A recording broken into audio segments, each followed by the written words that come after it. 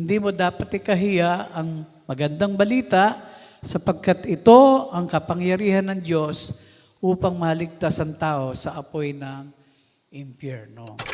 Tatanggap kayo ng kapangyarihan pagbaba sa inyo ng Espiritu Santo at kayo'y magiging mga saksi ko sa Jerusalem, buong Judea at sa Samaria at hanggang sa dulo ng daigdig. Kaya tumayo si Pedro kasama ng 11 apostol at nagsalita ng malakas.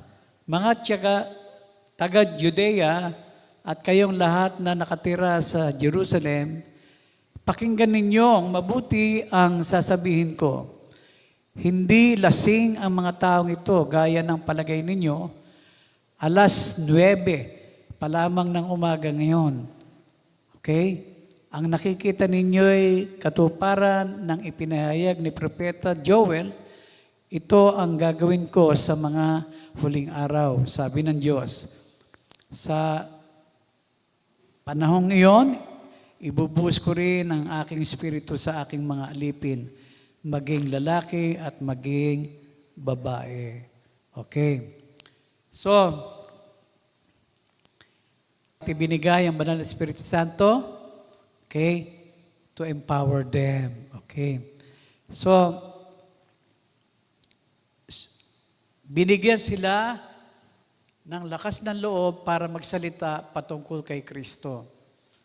Binigyan sila ng espiritu ng walang takot.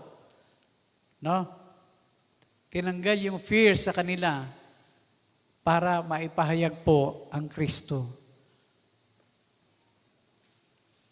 During that time, yung mga bagong Kristiyano ay walang takot na magpahayag kahit na sila ay patayin, kahit na sila ay ikulong.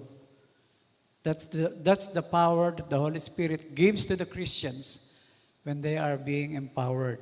Kaya kung ang banal na Espiritu ay nasa iyo, ano na ang dapat mong ikatakot? Ano ang dapat mong ikahiya? Hindi mo dapat ikahiya ang magandang balita sapagkat ito ang kapangyarihan ng Diyos upang maligtas ang tao sa apoy ng impyerno.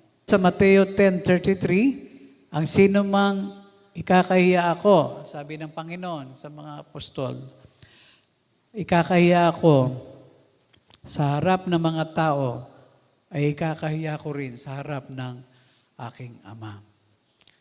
Ito po, bilang Kristiyano, no, we should not be ashamed about telling the people about Jesus Christ. Kasi, kung ikakahiya natin siya, tayo na hindi ikinahiya ng Panginoong Yesus, sabi niya, baka ikahiya niya tayo sa harap ng ating Ama. No? It means, along the way ng ating pagiging Kristiyano, nagkakaroon ng confirmation that we really are chosen by Him. Kasi mawawala yung hiya na natin eh. Pero kung ikinahiya mo siya, you don't want to tell them, your friends, your classmates about Jesus Christ. Isang paalala ito in Matthew 10:33. I will also deny you in front of my Father in heaven. Paalala lang ito sa atin, na huwag tayong matakot, huwag tayong mahiya, because the Holy Spirit was with us.